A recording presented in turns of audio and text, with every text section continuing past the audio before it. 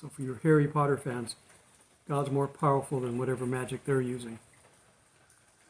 Okay, let's take a look. How are we doing on time? We're doing good. Now, I'm going to turn to Ezekiel.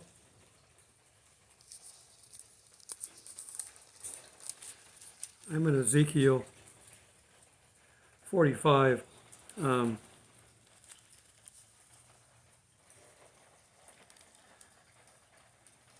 Chapter 45, verse 18. I'm not going to read all of it, but it's covering the feasts. They've got multiple feasts, and Ezekiel is going to basically remind them of those. Thus saith the Lord God, in the first month, on the first day of the month, you shall take a young bull without blemish and cleanse the sanctuary. The priest shall take some of its blood and sin offering and put it on the doorposts of the temple. See what they're doing? And the four corners of the ledge of the altar and on the gateposts of the gate and the inner court, and you shall do so on the seventh day of the month for everyone who has sinned unintentionally or in ignorance. Basically, everyone. And thus shall you make atonement for the temple. The temple is where God lives, remember, in the Holy of Holies. In the first month, on the 14th day of the month, you shall observe the Passover. They're being reminded. A feast of 7 days unleavened bread shall be eaten, and on that day the prince shall prepare for himself and for all the people of the land a bull for a sin offering. On the 7 days of the feast he shall prepare a burnt offering to the Lord, 7 bulls, 7 rams without blemish, daily for 7 days, and a kid of the goats daily for a sin offering. That's a lot of cooking. And you shall prepare a grain offering of 1 ephah for each bull and 1 ephah for each ram, together with the bin of oil for each ephah. It's this container. It's not a lot. In the 7th month, on the 15th day of the month, at the feast you shall do likewise for 7 days according to the sin offering, the burnt offering, and the grain offering of oil. This is repeated, and we'll get to that 7th month one later on when we cover the feast. Thus saith the Lord, the gateway to the inner court that faces toward the east shall be shut for 6 working days, but on the Sabbath it shall be open, and on that day, the new moon, it shall be open. New month.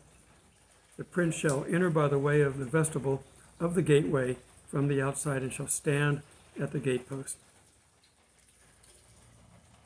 Now they're talking about the holy prince, but Jesus, being the ultimate prince, will come in the east gate.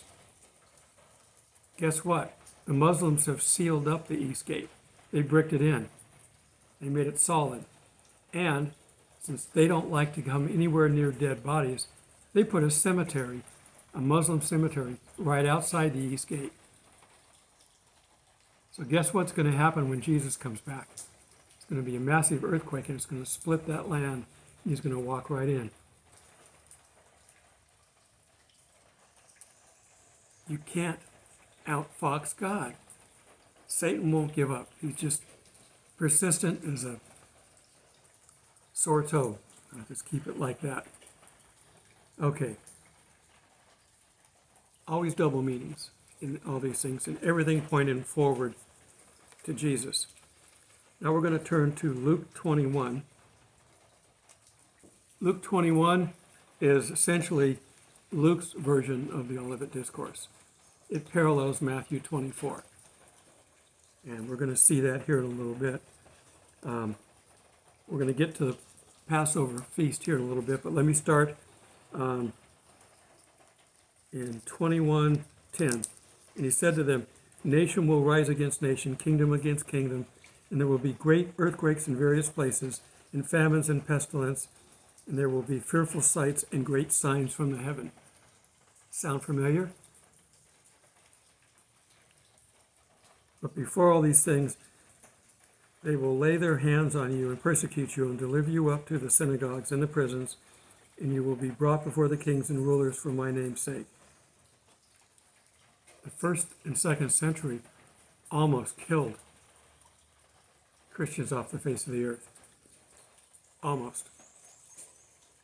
They burned the Bibles. They burned the churches. It's why we have no first generation Bibles intact. We have pages, but there's no first generation Bibles. If it wasn't for the Dead Sea Scrolls, we wouldn't have the Old Testament either. But the Old Testament did back it up. I wish we could find first generation manuscripts. There may be some hidden out there that we haven't found, just like the Dead Sea Scrolls. They're written on papyrus. They don't last long. The Dead Sea Scrolls survived in a desert cave with no rain messing with them, in sealed clay jars. That's where they survived. We'd have to find something similar to that for the Christian books, but we've got them. They had pages. Everybody took a page. It's almost like the movie Fahrenheit 451. I don't know, I've talked about that in the past. It's an old British sci-fi movie where they used to burn books, figuring that the people who had books would just learn and get smart, and they couldn't be controlled by the media, by the social media, by the powerful elites. Very similar to today. Okay.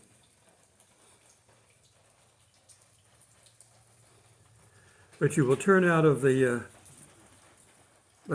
for you on an occasion for testimony. Therefore, settle it in your hearts not to meditate beforehand on what you will answer, but he will give you by your word of mouth wisdom, which all of your adversaries will not be able to contradict or resist. So don't worry about what to say when they call you up before the judges over being too religious or being Christians or whatever. God will give you what to say. And you will be betrayed even by your parents and brothers. They're trying to get relatives to turn in relatives. And during COVID, it was really big. They were really pushing that. And I said the unfavorable word. Okay, I'm not going to say it anymore. During the Big C, they were trying to close churches and ban people from getting together. They actually put laws together to do that, and they were overturned by the Supreme Court because you can't do that. In Canada, they were successful. So we have our Constitution, and it's in the way of Satan, so he's going to try to get rid of it. And you will be hated by all for my name's sake, but not a hair of your head shall be lost. By your patience possesses your soul. So just relax, smile, and be patient. God will protect us. But when you see Jerusalem surrounded by armies, then know the desolation is near. And let those who are in Judea flee to the mountains. Let those who are in the midst of her depart. And let not those who are in the countryside enter her. For these are the days of vengeance, that all these things which are written will be fulfilled. Woe to those who are pregnant that have to travel and nursing babies in those days. Again, when Jesus was talking, in the same here, this is a recap. These are red letters that I'm reading. He was telling them about the future. Don't worry about it. Jerusalem will be destroyed. This was 40 years in the future, roughly. He knew about it. He didn't tell anybody about the gap, the church age. And here he's still teaching. He hasn't been crucified yet. He hasn't died and risen and given us the Spirit. So he's still just doing his normal teaching. And these people didn't understand it any more than we would understand it if we didn't have the whole background to read from. If we only had one book and we tried to read the one book and learn about God, we wouldn't know about God. We get a very small window. You know, I tell you what, whether we're looking at an elephant from the front, back, or sides, it's different. Well, if we only had one book, we'd be looking at a 3-inch square piece of rough elephant hide. That wouldn't be enough. You got to have the whole book. There are other books that aren't included in our canon. You should read them, but understand that this is definitely canon. The stuff that the other books, whether it's the Maccabees or Enoch or any of these other books, there's good information in there, but be careful of it. It wasn't blessed by the church, so always be suspect. You can read any verse in here, interpret it correctly, and it will never conflict anything else that's in this book. There are some problems in the other books where things appear to conflict, but everything should be studied. All right, we're going to move ahead to Luke 22, verse 7. And it came the day of unleavened bread, when the Passover must be killed. And he sent Peter and John, saying, Go and prepare the Passover for us, that we may eat. So they said to him, Where do you want us to prepare? He said to them, Behold, when you enter the city, a man will meet you carrying a pitcher of water. Follow him into the house which he enters. Then you shall say to the master of the house, The teacher says to you, which is the guest room, where I may eat the Passover with my disciples. And he will show you a large furnished upper room. There, make ready. There will be a very long table, and all the chairs will be on one side. Oh, no, it doesn't say that. But it's a good visual image where he spent the Passover with his beloved disciples that he handpicked to carry on his legacy. And all but one sacrificed their life for him. John was the only one. He spent a good deal of time in prison. We have the book of Revelation because of that. But he did get finally released and died close by, on the mainland side of where Patmos is.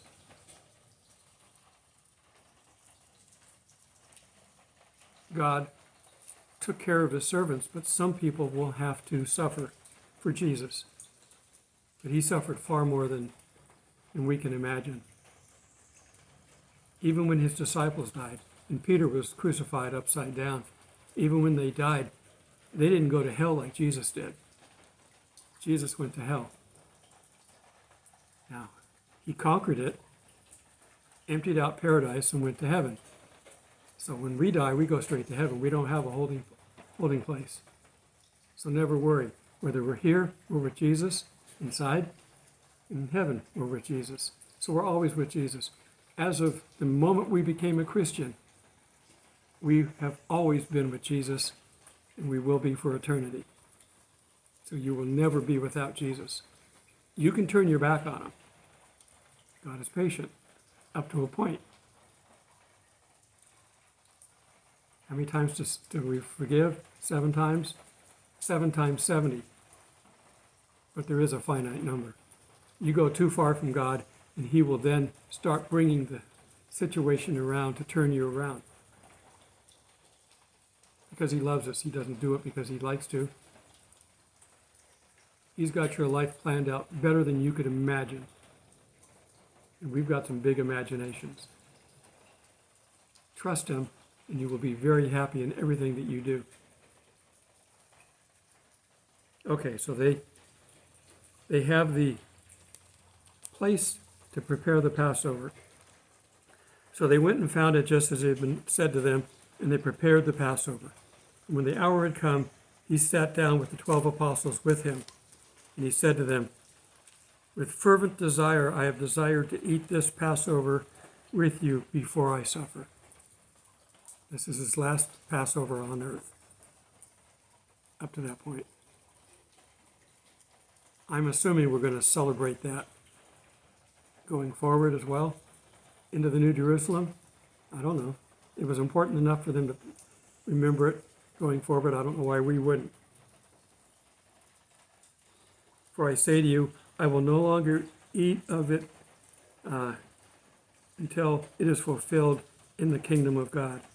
And he took the cup and gave thanks and said, Take this and divide it among yourselves, For I say to you, I will not drink of the fruit of the wine until the kingdom of God comes. You won't drink. Now, wine back then was not necessarily the strong wine that we know today. Kids drank it. It's the same in some European countries now, France and other places. They drink a very diluted wine. Alcohol was good to kill parasites in water, so it was good to have something with medicinal purposes in it. So pretty much everybody drank to some degree, some more than others. We know Jesus' first miracle was at a wedding feast. Before the Wrath movie, I like that one. He turned water to wine. He's not against drinking. He's against doing anything that prevents you from having the Spirit live freely within you. So don't be controlled by it. That's the key. But if you're going to be sanctified by Him to do certain things for Him, it might be better if you don't. To play it safe, I don't drink anymore. I haven't had anything to drink for 2 or 3 years. I don't remember the last time I had a drink. And I'm fine with that. I do miss some events that I go to where there's a lot of drinking involved, because I feel out of place. There's nothing worse than a sober person sitting in amongst drunks. If you're part drunk with them, you don't notice their crazy behavior and they don't notice yours. But if you're sober, they're just a bunch of crazy people. I don't know if you've ever experienced that, but that's what it's like. Okay. Okay, and then he took the bread, gave thanks to, broke it, and gave it to them, and saying, okay, the cup, went down to the cup. Behold this hand, my blood which I shed for you. The cup is the new covenant.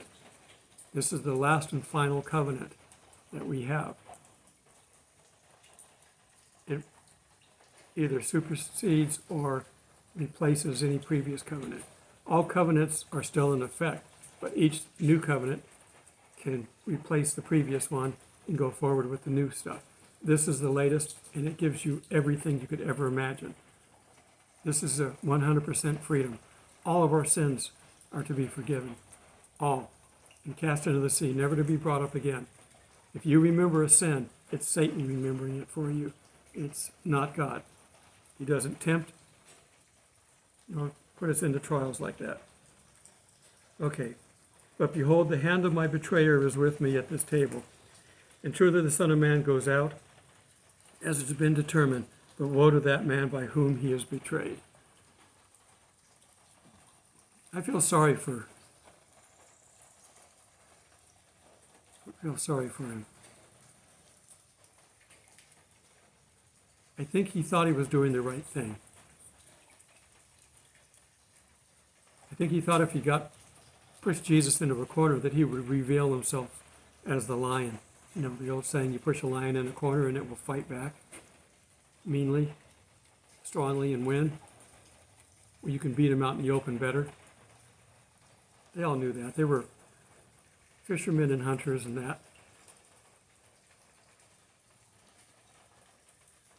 Okay. Then they began to question among themselves, who was this, who did this thing? Okay.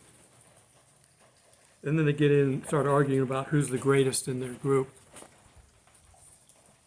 Don't do that. Jesus washed their feet for a reason. The greatest among them will be the strongest and most powerful servant, not leader. God doesn't need leaders. He's got plenty of them. And he can be a one-man, one-God leader for every person. He doesn't need leaders. He needs servants. Servants that will serve him, commune with him, which is really why we're here. We were created in his image so we could commune with him. And we have the example of the Garden of Eden. He walked the garden with Adam every day. Talked to him about the animals now. The garden was a relatively small area. I don't know if it would have fit all the animals of the earth. It might not have been walls. It might have been a very big place. I don't know. We don't know what it's like. I'm hoping that when we finally get to heaven, our minds will be cleared up and we'll be able to see all this stuff and know what's going on. how old the earth really is. What did it really look like? How long did it take for each one of these things to happen? We assume, because we're reading chapter by chapter by chapter, that these things happen right after one another. Well, they happen in sequence, but there might have been 5 years in between this one and 10 years in between here. They didn't just happen right after each other. And when we read the book of Revelation, things don't just happen boom, boom, boom, boom, boom. They are going to happen fast. 7-year time frame to get all the seals, trumpets, and bowls in, and the other stuff going in, and the riders and all this other stuff. That's a very short time. And it's probably being shortened as well. So probably less than 7 years. There's a lot of things happening. People are not going to have time to go, oh, it's finally taking a break. No. God's going to be relentless. He's going to allow these things to happen. He's not making them happen. He's allowing these things to happen. He's turning the world over to Satan because the world has said, we don't want God, we want Satan. In Boston, the end of this month, they're having Satan Con, and it's sold out. Yeah. Now what's going to happen? I don't know. I think it's on the 23rd. I know God's really good and a sharp eye, and if he wants to have a lightning bolt come down and destroy the entire place, he can do it without killing off the whole city. But I don't know if he wants to do that or not. He's letting these people do what they want to do. Just another sign of how close we're getting to the end. I'm still pre-trib, but I would go as far as pre-wrath, but not past that. We are not subject to the wrath. I've covered that before. Google it, look it up in the Bible, it's there. We're not subject to wrath. And the second half of the 70th week is called the Great Tribulation, the wrath of God. So we're not subject to that as Christians. But the world will be. We won't see the second half.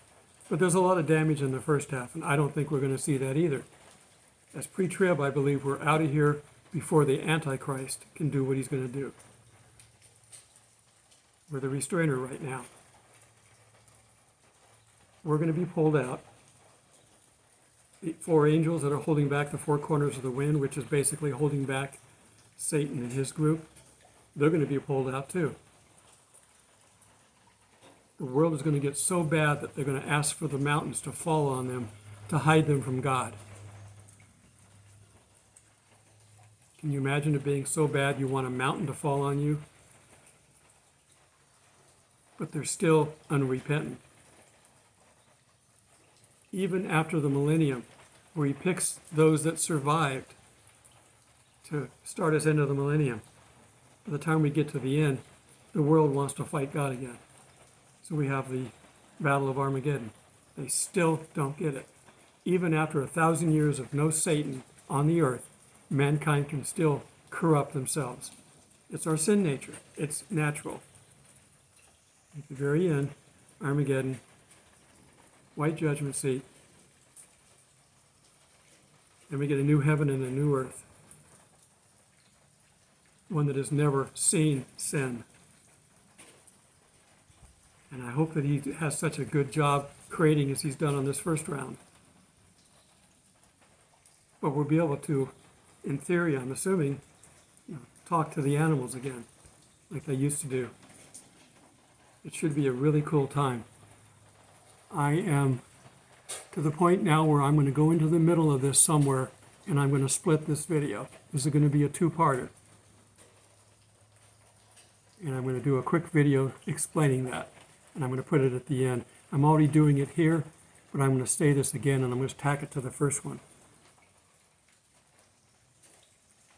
This is an important festival coming up. It's important for the Jews. It's important for Christians.